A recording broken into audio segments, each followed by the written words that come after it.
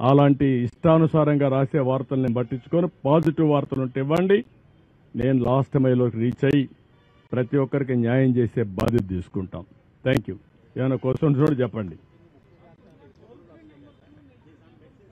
All medicines అన్ని పెట్టాం, ఒక ప్యాకెట్ పంపించాం. హెల్త్ అని ఎప్పటికప్పుడు అలర్ట్ చేస్తున్నాం. రాష్ట్రంలో ఉండే ట్యాంకర్లను తెప్పిస్తున్నాం. క్లీన్ అయిన ఏరియా అంతా కూడా క్లీనప్ చేస్తున్నాం. మొత్తం ఏమేం చేయాలనో ఇలాంటి ప్రత్యేకమైన పరిస్థితులు అన్నీ చేస్తాం.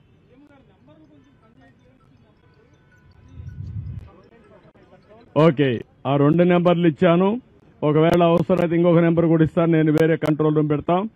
మొత్తం వ్యవస్థ పెరాలసిస్ వచ్చింది. 5 సంవత్సరాలు పనిచేయడం మానేశారు. నేను ఇంకా ఏం చేయాలో నాకు కూడా తెలియని పరిస్థితికి వచ్చా ఇప్పుడు. అందుకే ఇప్పుడు ఒక ఆఫీసర్ సస్పెండ్ చేశారు. జక్కంపూడిలో ఒక ఆఫీసరు సరిగా తీసుకుపోతే మార్నింగ్ అప్పుడే సస్పెన్షన్ అయింది. ఎక్స్ప్లెనేషన్ కాల్ ఫార్ చేశాను. ఇంకెవరిని నేను ఉపేక్షించను. మంత్రులు కూడా సరిగా చేసిన పని చేయకపోతే వాళ్ళ పైన కూడా చర్యలు తీసుకుంటా. ఎవరని నాకు అవసరం.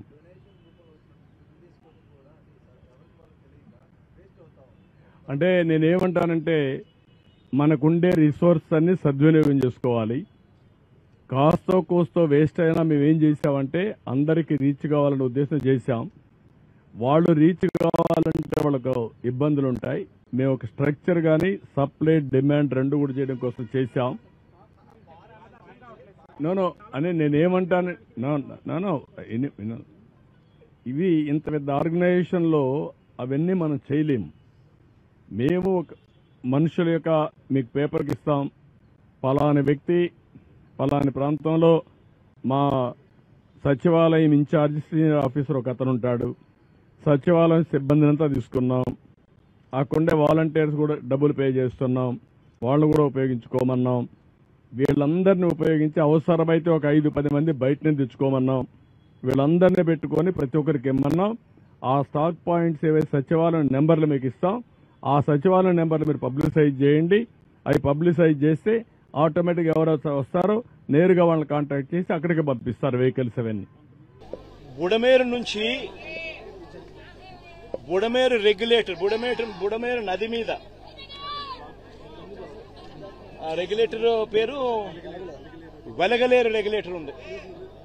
బుడమేరు మీద వెలగలేరు రెగ్యులేటర్ ఉంది. వెలగలేరు రెగ్యులేటర్ మీద ఉన్న లాక్స్ అంటే గేట్లు ఎవడెత్తాడు? శనివారం అర్ధరాత్రి తర్వాత ఎవడెత్తాడు? ఎందుకు ఎత్తాడు?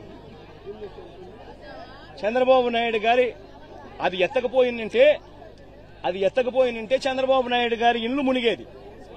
ఎందుకనంటే ఆ నీళ్లు ఇలా తిరుక్కుంటూ వెళ్లి చంద్రబాబు నాయుడు గారి ఇంటి దగ్గరికి వెళ్లేటివి ఇల్లు చంద్రబాబు నాయుడు గారు మునిగేది. ఎందుకంటే అక్కడి నుంచి నీళ్లు డైవర్షన్ ఛానల్ ద్వారా పోలవరం కెనాల్లో పడి పోలవరం నుంచి కృష్ణానదిలో కలిసేది. ప్రకాశం బ్యారేజ్ దగ్గర కలిసేది. దానివల్ల చంద్రబాబు నాయుడు ఇంటి దగ్గర నీళ్లు దిగేటివి. చంద్రబాబు నాయుడు ఇల్లు మునిగేది. ఆ రెగ్యులేటర్ గేట్లను బుడమేరు మీద ఉన్న ఈ రెగ్యులేటర్ గేట్లను ఎత్తింది ఎవడు? ఎందుకు ఎత్తినాడు? అర్ధరాత్రి పూట హడావిడిగా ఎక్కడ చంద్రబాబు నాయుడు ఇల్లు ఇంకా మునిగిపోతుందేమని. అది ఎత్తడం వల్ల నీళ్లు ఏం జరిగింది? ఆ గేట్ల నుంచి వచ్చే నీళ్లు నేరుగా ఎక్కడికి వెళ్తాయి? విజయవాడకే వస్తాయి. ఇది రూట్ సార్.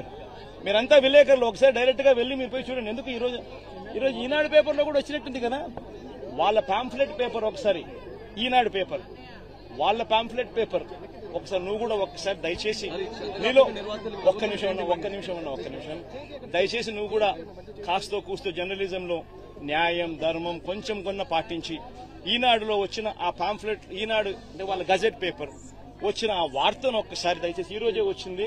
దయచేసి ఆ వార్తను ఒక్కసారి మీ టీవీలలో కూడా అది పెట్టి ఒకసారి చూపించండి. వాళ్ళంతటా వాళ్ళే చెప్పారు గేట్లు పైకి ఎత్తడం జరిగింది. గేట్లు పైకి ఎత్తితే అనివార్య పరిస్థితుల వల్ల గేట్లు పైకి ఎత్తారట. అనివార్య కారణాల వల్ల నీళ్లు విజయవాడకు వచ్చినాయంట. వాళ్ళు రాసిన మాటలే. దయచేసి ఏమాత్రం కూడా జర్నలిజంలో నిజాయితీ న్యాయం ఉంటే దయచేసి ఆ వార్త కూడా పెట్టమని అడుగుతుంది. ప్రభుత్వం నుంచి ఎలాంటి డిమాండ్ చేయబోతున్నారు? ప్రభుత్వం నుంచి ఎలాంటి డిమాండ్, నిర్వాసితులకు ఏమిటి డిమాండ్ చేయబోతున్నారు? నిర్వాసితులు దాదాపుగా 32 మంది ఇప్పటికే చనిపోవడం జరిగింది. ఇంకా ఎక్కువ మంది చనిపోయిన పరిస్థితులు కూడా కనిపిస్తా ఉన్నాయి. మృతుల కుటుంబాలకు ప్రభుత్వం తప్పిదం వల్ల మరీ ముఖ్యంగా జరిగిన ఘటన ఇది. ప్రభుత్వం తప్పిదం, మ్యాన్ మేడ్ ఫ్లడ్ వల్ల జరిగిన ఘటన ఇది. మ్యాన్ మేడ్ ఫ్లడ్ వల్ల జరిగిన ఘటన ఇది. చంద్రబాబు నాయుడు గారు పుష్కరాల సమయంలో తన షూటింగ్ కోసం ఎలా 29 మందిని బలికొన్నాడో, తన షూటింగ్ సందర్భంగా తను ఒక హీరోగా కనిపించాలనే తాపత్రయంతో మనుషులందరినీ ఒకేసారి పంపించినాడో ఆ షూటింగ్ ఎఫెక్ట్ కోసం, దానివల్ల తొక్కిసలాట 29 మంది ఆ రోజు ఎలా గోదావరి పుష్కరాల్లో చనిపోయినారో, ఇప్పుడు కూడా సేమ్ ఇదే మాదిరిగానే చంద్రబాబు నాయుడు తప్పిదం వల్ల ఒక మ్యాన్ మేడ్ ఫ్లడ్ క్రియేట్ అయ్యి, మ్యాన్ మేడ్ ఫ్లడ్ వల్ల ఈ రోజు 32 మంది చనిపోయినారు. మరి చనిపోయిన ఈ 32 మందికి తన తప్పిదం వల్ల జరిగిన ఈ తప్పుకి తాను గవర్నమెంట్ లో ఉంటూ క్షమాపణ చెబుతూ, గవర్నమెంట్ చేసిన తప్పిదం వల్లనే ఇది న్యాచురల్ కెలామిటీ, న్యాచురల్ గా జరిగిన డెత్స్ కాదు ఇది. ఒక ప్రభుత్వం దగ్గర ఉండి స్పందించాల్సిన రీతిలో స్పందించకపోవడం వల్ల జరిగిన తప్పులు. ప్రతి కుటుంబానికి నైతిక బాధ్యత వహిస్తూ ప్రభుత్వం చేసిన తప్పిదం వల్ల చనిపోయిన పరిస్థితులు కాబట్టి ప్రతి కుటుంబానికి కనీసం అంటే 25 లక్షలు. అలాగే ముఖ్యంగా విజయవాడ ఎందుకు ఇంత గురైందని చూస్తే, ఇది కొంత అవుట్లెట్ తీసుకోకపోవటం. బేసిక్గా గత ప్రభుత్వం చేసి ఉండాల్సింది ఇవన్నీ కొంచెం దృష్టి పెట్టుండాల్సింది, వాళ్ళు పెట్టలేకపోయారు. సో వాళ్ళు చేయలేకపోయినా కానీ భవిష్యత్తులో ఈ రోజున ఈ సహాయ కార్యక్రమాలతో పాటు భవిష్యత్తులో ఇలాంటి ఇంత అకస్మాత్తుగా ఇలా వచ్చి మనం ప్రజలు ఇంత నష్టపోకుండా ఉండాలంటే ఏం చేయాలి? ఖచ్చితంగా ఈ వరద నీరు తగ్గగానే, రిసీడ్ అవ్వగానే దీని మీద ఒక ప్రాపర్ ప్లానింగ్ తోటి ఈ వరద నీరు వెంటనే దీని అవుట్లెట్ కాలువలు ఉండేలాగా దాని మీద ఈ ఫ్లడ్ కెనాల్స్ని ఎలా ఏర్పాటు చేయాలనేది గౌరవ ముఖ్యమంత్రి గారితో కూడా దీన్ని చర్చిస్తారు. ఇందాక కూడా మాట్లాడుతూ ఉంటే ఇన్ఫర్మేషన్ ఏమంటే బుడమేరుకు సంబంధించి కొంత గత ప్రభుత్వం కంప్లీట్గా విస్మరించింది ఈ ప్రాజెక్ట్స్ని. చాలా ఇప్పుడు మీరు చూస్తే మొన్న వాళ్ళ ప్రభుత్వం ఉన్నప్పుడు కూడా ఈ మన అన్నమయ్య ప్రాంతానికి పింఛా డ్యామ్ కూడా సరిగ్గా మెయింటెనెన్స్ చేయలేక నష్టపోయారు. ఒకటి కెపాసిటీకి మించి వరదలు వచ్చినాయి. ఒక ఆంధ్రప్రదేశ్ సంబంధించి మన తెలంగాణ నుంచి పడ్డ వర్షం కానీ అవన్నీ కూడా ఇది ఆంధ్రప్రదేశ్కి ఒక ముంపుగా ఏర్పడ్డాయి. దానితోడు ఈ అవుట్లెట్స్ లేవు, ఫ్లడ్ కెనాల్స్ సరిగ్గా నిర్మించుకోలేకపోయాం. ఒకటి మన స్టేట్ బైఫర్కేషన్ నుంచి ఇప్పుడు దాకా మన ఇన్ఫ్రాస్ట్రక్చర్ ఇలాంటి భవిష్యత్తులో జరగకుండా, నగరాలకు ఎలాంటి ముంపు వాటిల్లకుండా ప్రతి నగరాన్ని కూడా నేను అసెస్ చేయాల్సిన అవసరం ఉంది. ప్రస్తుతం విజయవాడని ప్రత్యేక కోణం నుంచి దీని మీద దృష్టి పెట్టాలి. అదొకటి ఫ్లడ్స్ అయిపోయిన తర్వాత ఆలోచిస్తున్నాం. ప్రస్తుతానికి సిసోడియా గారు చెప్పడం దీన్ని డిజాస్టర్ మేనేజ్మెంట్ హెడ్గా, స్టేట్ డిజాస్టర్ మేనేజ్మెంట్ హెడ్గా ఆయన మా దృష్టికి తీసుకొచ్చింది ఏంటంటే ప్రస్తుతం రిసీడ్ అవుతున్న నీళ్లు పెరగట్లేదు.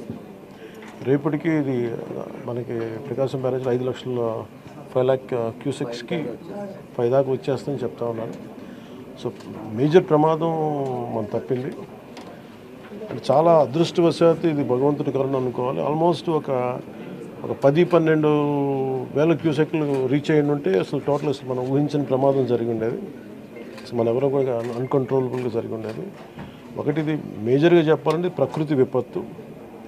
ఇంకొంచెం తక్కువ స్థాయిలో మనం డ్యామేజ్ అయ్యిండేది ఒకటి బుడమేరు కనుక గత ప్రభుత్వం సరిగ్గా మెయింటైన్ చేసి ఉంటాయి.